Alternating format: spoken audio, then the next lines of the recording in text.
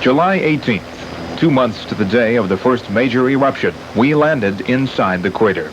The mission, chip off samples of the lava dome.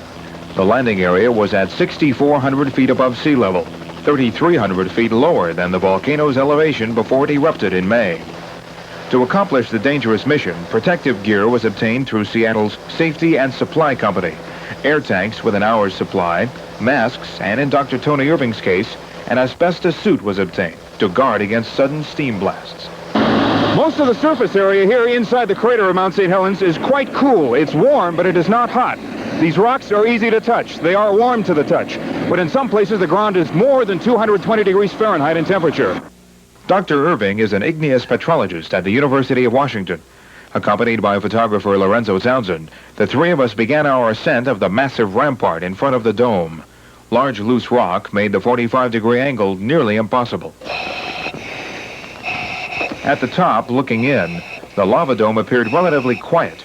Its size is deceiving from the air and astonishing from the ground. It was tough climb, but after we got to the first ridge, it was easier, and going down on the inside part was really quite easy. Much finer material there. There was more sulfur, and it was good to have the oxygen, I think. The edge of the dome is really much higher than you imagine, but the rock samples were easy to get, and I noticed there were some red rocks around, presumably being altered by the steam activity. There was lots of sulfur.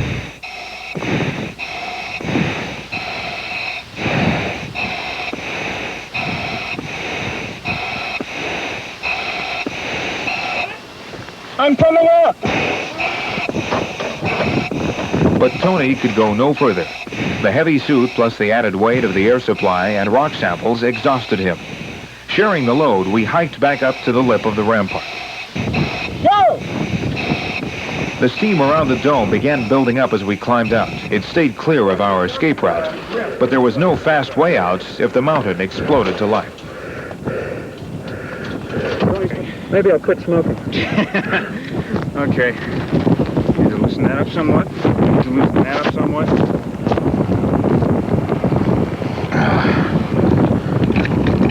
Welcome back to reality. Going downhill was to be just as difficult as coming up.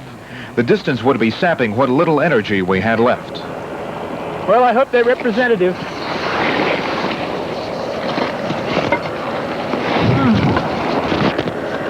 The samples brought out proved to be of great scientific interest.